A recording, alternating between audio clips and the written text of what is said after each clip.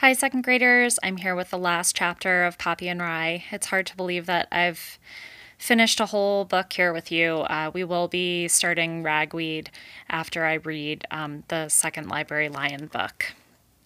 So, this is the final chapter of Poppy and Rye. This is called Farewells. With the dam broken, the brook soon resumed its calm, meandering state. The water cleared, the waterlogged banks dried. Almost overnight, new green shoots sprang up. Lilies reestablished themselves. Once again, butterflies and dragonflies danced lazily over the languid mirror surface. The beavers retreated far up the brook. No one saw anything more of them, not their teeth, their tails, or their dams, or heard their thoughts. Within a week, Poppy and Rye were married by the mice's old nest, which, after it had been dried out, had been reclaimed by Valerian and Clover. It was Valerian and Clover who, according to mouse custom, performed the marriage ceremony. Thistle and Curlyduck held a canopy of wildflowers over their heads, another mouse tradition. The rest of the mouse family were in full attendance, giggling and laughing, squeaking and chattingly talking about themselves. As part of the ceremony, Rye read all 32 stanzas of his poem in praise of Poppy. She was charmed. Before the wedding took place, Poppy went to ask Aerith to be best porcupine. The old fellow, who had retreated to a clump of trees beyond the ridge, refused with surly indignation. So that sounds like Aerith.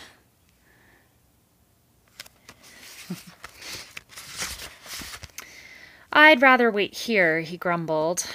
It would mean so much to me if you were there, Poppy pressed. It would mean more to me if you weren't there, Aerith retorted. Poppy considered him carefully. Aerith, you never told me what you wanted to say back in the thicket. Forget it, he muttered. Aerith, she said, I know you don't want me to say it, but you really are the greatest and sweetest of porcupines, and the ultimate best friend to have come back. I only came because I couldn't find my way home to Dimwood Forest, Aerith sneered. I needed to get you to bring me back home.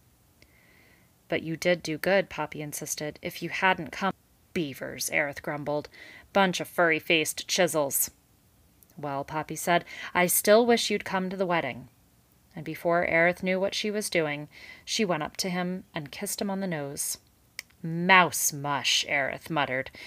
As Poppy went away, he started to rub the kiss away, but suddenly changed his mind. Instead, he sat for a long while, cross-eyed, staring at his nose.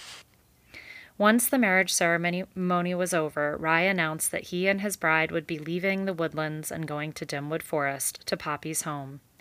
The couple invited the family to visit as often as possible and promised to return when they could. Poppy made her own goodbye. Your sons, she told Valerian and Clover. What fine parents you are. We can only hope to do the same. They all hugged one another. With such a large family, it took a long time, and then side by side, Rye and Poppy hurried up the hill. Aerith was waiting. Did you get stuck together? He asked sourly. It was a beautiful ceremony, Poppy said. I would have loved you to have been there. Love, Aerith sneered. The less about all that slop, the better. Come on, let's go home. They started off. Early on, however, they came to the meadow where Poppy and Rye had first met and danced. Rye looked at Poppy. Poppy looked at Rye. They did not need to say a word. They held up their paws and began to dance upon the meadow. They dipped, they jumped, they swayed, they twirled, they whirled. Aerith, keeping his distance, watched from afar. Though he tried to hide it, the old porcupine allowed himself a small, hidden smile and a tear. Catching himself, he frowned and turned back on the dancers. Love, he complained bitterly. Nothing but slugs, splat stew, and toad jam. Phooey. But Aerith never did wash his nose.